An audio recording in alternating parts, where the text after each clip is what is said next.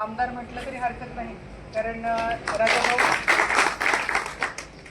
तुमचं कामच इतकं मोठं आहे की तशी तर कुठल्या पदाची गरज नव्हती, पण पक्षाचं आदरणीय मुख्यमंत्री महोदयांचं आदरणीय पालकमंत्री महोदयांचं म्हणणं होतं की आमचा इतका खंदाशिलेदार आमदार करून आम्हाला कुठल्याही पद्धतीमध्ये हाऊसमध्ये न्यायचंच आहे. असे आमचे बंधू आदरणीय आदरणीय सर्व मान्यवरांना माझा विनम्र नमस्कार. आदरणीय पालकमंत्री महोदयांना पुढच्या दौऱ्यासाठी पुढे जायचं आहे. मी फक्त भाऊ आपल्या परवानगीनं आणि आपल्या सर्वांच्या परवानगीनं आपल्याला आश्वस्त करते, आज राजाभाऊंची इथली भेट ही राजाभाऊंच्या उद्याच्या विजयाच्या सुरुवातीची भेट आहे. मतदानाच्या बाबतीमध्ये उलट या सगळ्यांचं म्हणणं असं आहे की आम्हाला काहीतरी जबाबदारी सोपवा.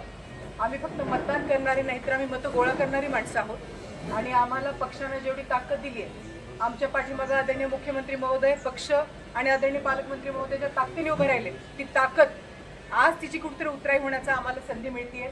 त्यामुळं निश्चितपणे ही सगळी मंडळी तेवढ्या ताकदीने इथे उपस्थित राहतील.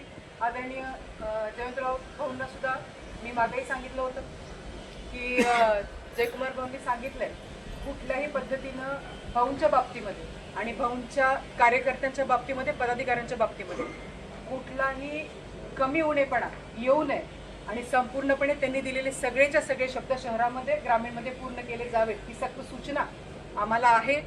या समन्वयानं आम्ही निश्चितपणे वागू आणि येत्या काळामध्ये पालकमंत्री आपले आज त्यांना काय मागायचं आहे आणि आज आपण देऊही शकत नाही. आज आपण आपलं कर्तव्य पूर्ण करतोय. येत्या 18 तारखेला आम्ही सर्वच जण आमचं ते कर्तव्य पूर्ण कसोशीने पूर्ण करू ही निश्चितपणे ग्वाही देते. भाऊ पुढच्या वेळेला आला की आम्ही जंगी स्वागत आणि मोठं भाषण करू.